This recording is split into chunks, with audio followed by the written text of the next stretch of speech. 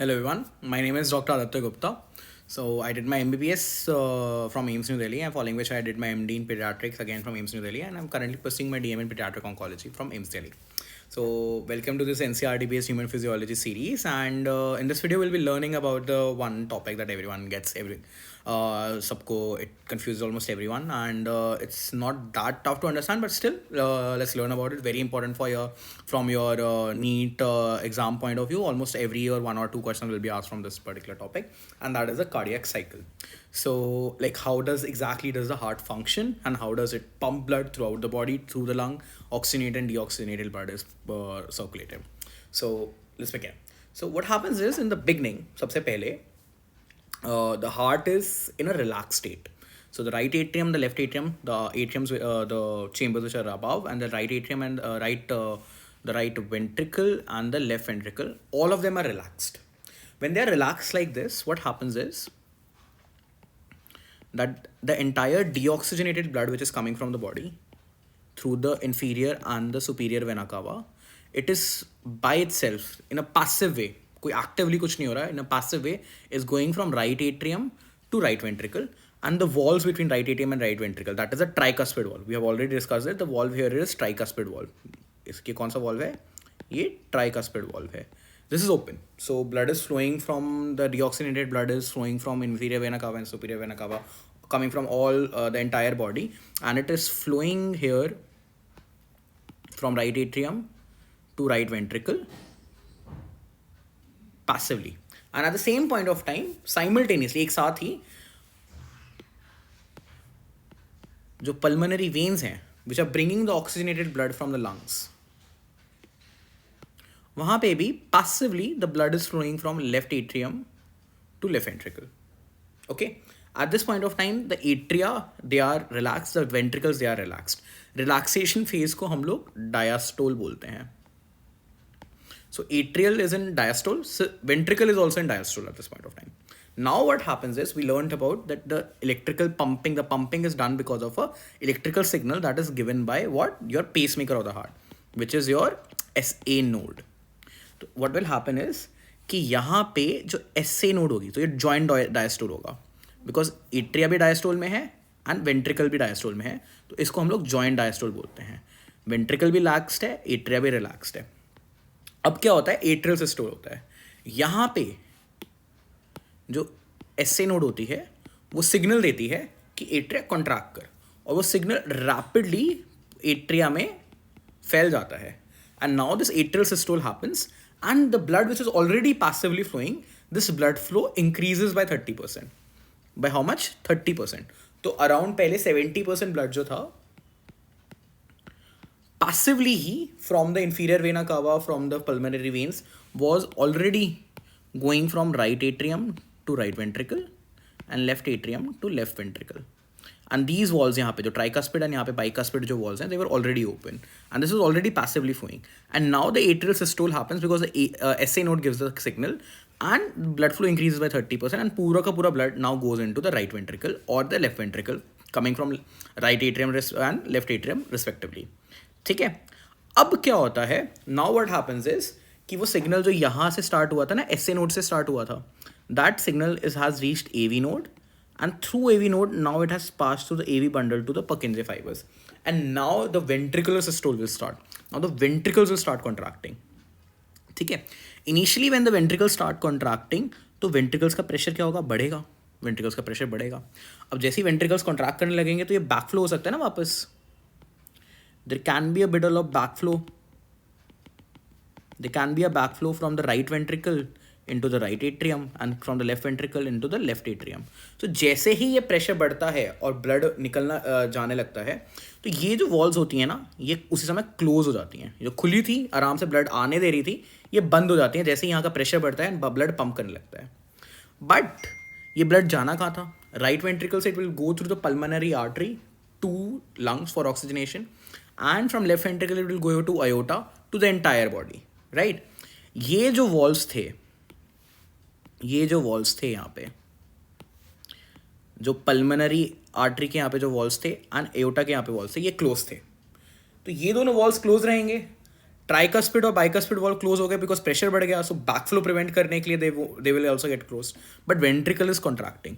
तो volume same रहती है, दोनों की वॉल्यूम सेम रहेगी क्योंकि जितना ब्लड है उतना ही ब्लड है, बट वॉल्यूम जो वेंट्रिकल है ना वो कॉन्ट्रैक्ट कर रहा है, तो it is called isovolumetric contraction. This thing is called as isovolumetric contraction because the you have to remember the pulmonary valve, जो यहाँ पे जो पल्मनरी वॉल्व है एंड यहाँ पे जो एओटिक वॉल्व है, एओटा में जो वॉल्व है, जो सेमील्यूनर वॉल्व हमने पढ़े थे, जो पल्मनरी में सेमील्यूनर वॉल्व हैं, मैं किसी और कलर से दिखाता हूँ, थोड़ा सा ज़्यादा वो हो गया है, गिचमिच हो गई है, ये वॉल्व भी क्लोज है, ये वॉल्व भी क्लोज है, प्रेशर बढ़ने की वजह से ये वाला वॉल्व भी क्लोज है और ये वाला वॉल्व भी क्लोज है। I make another diagram actually.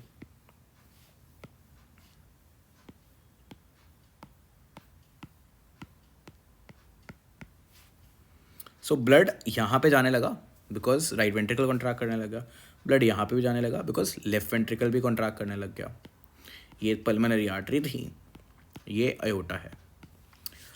अब ये ब्लड ऊपर की ओर जा सकता था, this blood could have gone this way, तो इसको प्रिवेंट करने के लिए यहाँ पे जो ट्राइकस्पिड वॉल्व था it will close, and blood यहाँ पे भी जा सकता था back into the left atrium, तो इसको प्रिवेंट करने के लिए द बाइकस्पिड और the mitral valve that will also close. ये जो इनिशियली पल्मनरी आर्टरी के यहाँ पे जो सेमिल्यूनर वॉल्व्स थे वो क्लोज थे, और यहाँ पे जो एओटिक सेमिल्यूनर वॉल था वो भी क्लोज था, तो ब्लड यहाँ पे फंस गया एक टाइम के लिए, थोड़े टाइम के लिए, और यहाँ पे उस ब्लड की वॉल्यूम कांस्टेंट है बट वेंट्रिकल्स कॉन्ट्रैक्ट कर रहे हैं, that's why sorry that's why it is called as isovolumetric contraction. जब ये प्रेशर सफिशिएंटली इंक्रीज कर जाता है, ये सडनली जो ये वॉल्स है ना ये खुल जाते हैं, and the blood will flow from right ventricle to pulmonary artery, and from pulmonary artery it will go to lungs, and from left ventricle it will go to the aorta and then to the entire body. It will suddenly grow and ये हो जाएगा ventricle systole। अब क्या होता है, ventricle systole ना अब खत्म हो जाता है, the ventricle contraction now will stop, okay, and ventricle will come into a diastole, that is relaxation। अगर रिलैक्सेशन होगी तो क्या होगा, there will be a chance that this blood will try to come back, जो इन्होंने दिया था। तो जैसे जैसे वेंट्रिकल रिलैक्स करेगा, जैसे ही बैक फ्लो प्रेशर बढ़ेगा, in order to prevent this back flow, ये एओटिक वॉल जो है, जो ये पल्मनरी आर्टरी का वॉल था और ये एओटा का जो वॉल था, they will again close down, ठीक है। तो राइट वेंट्रिकल और लेफ्ट वेंट्रिकल व्हेनेवर जैसे ही वो डायस्टोल में आना शुरू करते हैं, ये जो वॉल्स हैं ये क्लोज कर जाते हैं, ठीक है। और ये राइट एट्रियम और लेफ्ट एट्रियम वाले वॉल्स भी अभी क्लोज थे ना, बिकॉज बैक फ्लो पहले जब कॉन्ट्रैक्ट कर रहा था करना था, तो यहाँ पे वेंट्रिकल्स जो हैं रिलैक्स कर रहे हैं, at this point of time they are relaxing and volume उनकी सेम हो गई बिकॉज सेमिल्यूनर वॉल्स भी क्लोज हो गए,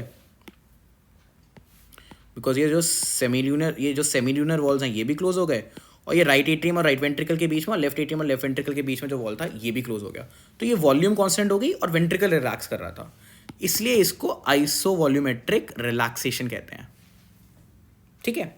अब पैसिवली तो ब्लड यहाँ पे आता ही रह रहा था वीना कावा से और पल्मनरी वेन से, धीरे धीरे यहाँ पे जो ब्लड है वो बढ़ जाएगा और फिर से जॉइंट्स टू डायस्टोल में आ जाएगा और ये वाला वॉल्व खुल जाएगा, और फिर से हमारी पूरी की पूरी जो साइकिल है यहाँ से जो हमने पढ़नी शुरू की थी वो शुरू हो जाएगी। जॉइंट डायस्टोल में ब्लड आएगा राइट एट्रियम से right ventricle, passively from right atrium, and फिर से एट्रियल सिस्टोल शुरू हो जाएगा। अब हम पढ़ते हैं एनसीईआरटी में क्या लिखा था, बिकॉज अगर एनसीईआरटी तुमने नहीं पढ़ी तो तुमने क्वेश्चन समझो गलत किया है। चलो लेट्स रीड एनसीईआरटी। एनसीईआरटी में क्या लिखा है? So NCERT says how does the heart function like cardiac cycle. Let's take a look. So begin with the 4 chambers of the heart are in relax state, they are in a joint diastole, मतलब हमारे atria और ventricle सारे के सारे relaxed हैं, कुछ contract नहीं कर रहा है। एंड ये जो ट्राइकस्पिड वॉल्व है ये यहाँ पे खुला हुआ है ताकि ब्लड जा पाए। The tricuspid and bicuspid valve are open, blood from pulmonary veins and vena cava flows into the left and right ventricle respectively to the left and right atria। और जो सेमिल्यूनर वॉल्स हैं यहाँ पे वो बंद हैं, the semilunar valves are close at the stage, ठीक है। The SAN flow generates an action potential which stimulates both the atria to undergo simultaneous contraction, the atrial systole। तो यहाँ पे SA नोड जो थी हमारी उसने सिग्नल दिया कि सिस्टोल शुरू करो, एक्शन पोटेंशियल जनरेट हुआ, एंड उससे क्या होगा, ये सिग्नल पूरे के पूरे एट्रिया में उसी समय फैल जाएगा और एट्रिया उसी समय कॉन्ट्रैक्ट कर जाएगा. The atria will contract immediately at that point of time and this is called as the atrial systole. So जो ब्लड ऑलरेडी जा रहा था it will further increase by what 30%. तो ये नंबर तुमसे पूछ सकते हैं 30%. The action potential is then conducted through the ventricular side to the AV and the AV node and the AV bundle, from where the bundle of is transmitted to the entire ventricular musculature. तो क्या कहना चाह रहे हैं, पहले SA node पे था, फिर AV node पे गया, फिर AV node से पूरे वो bundle of his पे गया, फिर Purkinje fiber से पूरे के पूरे ventricle में चला गया. ventricle contract करेगा. Though this causes ventricular muscles to contract. ठीक है, ventricular systole. और जब ये होता है तो एट्रिया जो है वो रिलैक्स करने लग जाते हैं. Atrial diastole coinciding with the ventricle systole. तो ये लाइन बहुत इंपॉर्टेंट हो गई. जो वेंट्रिकल यहाँ पे ऐसे कॉन्ट्रैक्ट कर रहे थे तो एट्रिया जो है वो डायस्टोल में है. Atrial diastole coincides with ventricle systole. This can be true और false statement that can be asked. ठीक है, initially they are in joint diastole, relax दोनों साथ में कर रहे थे, पर जब वेंट्रिकल कॉन्ट्रैक्ट कर रहा है तब एट्रिया डायस्टोल में है. जब एट्रिया कॉन्ट्रैक्ट कर रहा था तब इनिशियली वेंट्रिकल डायस्टोल में था. So the atria undergoes relaxation. The atrial diastole is coinciding with the ventricular systole. Remember this. This is very important. This can easily be asked. You can easily get confused over this. The ventricular systole increases ventricular pressure. Pressure बढ़ा. जब pressure बढ़ा तो उसी समय backflow होने का, ventricle से backflow होके atria में जाने का risk बढ़ गया. And as soon as that happens, there is the closure of the tricuspid and the bicuspid valves. Due to the attempt किया हुआ नहीं, due to the attempted backflow of blood into the atria. And as the ventricular pressure increases further, अब यहाँ पे पहले तो आइसोवॉल्यूमेट्रिक contraction हो गई एंड जैसे जैसे प्रेशर और बढ़ा, ये जो सेमिल्यूनर वॉल्स थे पल्मोनरी आर्टरी और एओर्टा के, ये खुल जाएंगे. The semilunar valves guarding the pulmonary artery and aorta are forced open, allowing the blood to go through the circulatory pathway. Circulatory pathway मतलब from pulmonary artery it will go into lung, from aorta it will go to the entire body. After this the ventricles relax, because when they relax उनका pressure कम होगा, there will be a backflow. The falling ventricular pressure causes the closure of the semilunar walls. तो semilunar walls बंद हो जाएंगी ताकि वो blood backflow ना हो पाए. As the ventricular pressure declines further, the tricuspid and bicuspid walls are pushed open by the pressure exerted by the blood which has been emptied by and the ventricular pressure falls, causing the closure of the semilunar wall, which prevents the backflow of blood into the ventricles. ठीक है, अगली line क्या कह रही है कि ventricular pressure जैसे जैसे और कम होगा, एट्रिया जो था वो बंद था, डायस्टोल में था, उसमें पैसिवली ब्लड आता रह रहा था, वो पैसिवली ब्लड आने से प्रेशर बढ़ता रह रहा था. As the ventricular pressure decreases, ventricular pressure decrease किया, एट्रियल प्रेशर बढ़ गया. Ventricular pressure decreases further, the tricuspid and the bicuspid valves are pushed open by the pressure in the atria exerted by blood which was being emptied into them by the veins. So ventricular pressure कम हुआ, atria का pressure बढ़ा क्योंकि blood आता रह रहा था, तो जो ये ट्राइकस्पिड और बाइकस्पिड वॉल थे ये प्रेशर की वजह से खुल जाएंगे एंड ब्लड फिर से now once again will move freely into the ventricles. Ventricles relax हैं, एट्रिया रिलैक्स है, जॉइंट डायस्टोल में हम फिर से आ गए और ये पूरी की पूरी साइकिल फिर से रिपीट हो जाएगी. इस चीज़ को हम लोग कार्डियक साइकिल कहते हैं और इसमें एक सिस्टोल होता है और डायस्टोल होता है, बोथ एट्रिया एंड वेंट्रिकल का. एट्रिया भी कॉन्ट्रैक्ट करता है, वेंट्रिकल भी कॉन्ट्रैक्ट करता है. जब एट्रिया कॉन्ट्रैक्ट करता है तो वेंट्रिकल रिलैक्स कर रहा होता है, जब वेंट्रिकल कॉन्ट्रैक्ट कर रहा होता है तो एट्रिया रिलैक्स कर रहा होता है और फिर फाइनली एक जॉइंट डायस्टोल की स्टेट में आ जाते हैं. ठीक है, and how many times does the heart beat? It beat 72 times. मतलब इतनी बार कार्डियक साइकिल होती है per minute. From this it can be reduce that the duration of cardiac cycle is 0.8 second, 1/72. ठीक है, 1 मिनट में 72 ही. 1 मिनट में कितने सेकेंड होते हैं? 60 सेकेंड होते हैं. इसको कर लो, ये तुम्हारा 8/10 के आसपास आ जाएगा, तो 0.8 सेकेंड हो जाएगा. और हर साइकिल में they are saying each cardiac cycle the amount of blood that is pumped out is 70 ml. This amount of blood that is pumped out is called the stroke volume, and the stroke volume multiplied by the heart rate gives the cardiac output. So cardiac output is nothing but the total amount of blood which is pumped by the heart in 1 minute. तो कितनी बार pump करेगा, जितनी बार heart beat करेगा तो heart rate हो जाएगी, और एक बार में कितनी उसने ब्लड पंप किया जो हो जाएगा stroke volume. So heart rate into stroke volume is equal to cardiac output. ठीक है, स्ट्रोक वॉल्यूम है 70 ml, हार्ट रेट है 72, मल्टीप्लाई कर दो, ये 5,000 के आसपास आ जाएगा तुम्हारा. 17 to 70 4900 तो होता ही है. तो this 500,000 ml is equal to 5 litre is our cardiac output, जो यहाँ पे दिया होगा. Therefore, the cardiac output can be defined as the volume of blood pumped out by each ventricle per minute and averages 5,000 ml or 5 liter in a healthy individual. Normal individual, healthy individual में. कोई unhealthy होगा तो उसमें कम हो सकता है या ज़्यादा हो सकता है. The blood has the ability to alter the stroke volume as well as the heart rate. The heart rate भी बढ़ सकती है और stroke volume भी बढ़ सकती है अगर need हो. तो हार्ट जो है और ज़ोर से कॉन्ट्रैक्ट कर सकता है ताकि 70 ml की जगह वो 100 ml या 110 ml एक बार में कॉन्ट्रैक्ट करके निकाले. और हार्ट रेट तो हमें पता है बढ़ ही सकती है. 70 की जगह 100 भी हो सकती है, 110 भी हो सकती है, 150 भी हो सकती है. तो इसकी वजह से कार्डियक आउटपुट हो जाएगी. तो जब हम एक्सरसाइज कर रहे होते हैं तो heart contracts more fast and heart contracts much more forcefully. So the stroke volume also increases. The stroke volume also increases and the heart rate also increases. That's why the cardiac output of a person who's exercising will be more than a normal individual. जो यहीं लिखा हुआ है. For example, the cardiac output of an athlete, obviously because exercising, will be much higher than that of an ordinary man. और exercise के time पे भी different होगी. अब last जो end में लिखा था वो ये था. वो क्या था? ये था. During each cardiac cycle, two prominent sounds are produced. Prominent sounds क्या हैं? एक है लब और एक है डब. तो जब वेंट्रिकल्स कॉन्ट्रैक्ट कर रहे होते हैं तो जब उस कंट्रैक्शन की वजह से वेंट्रिकुलर जब प्रेशर जब इंक्रीज करता है और वो ट्राइकस्पिड वॉल और बाइकस्पिड वॉल जब क्लोज हो जाते हैं, ऐसे टक करके क्लोज हो जाते हैं, तो एक साउंड प्रोड्यूस होता है, उसको कहते हैं लब. ठीक है.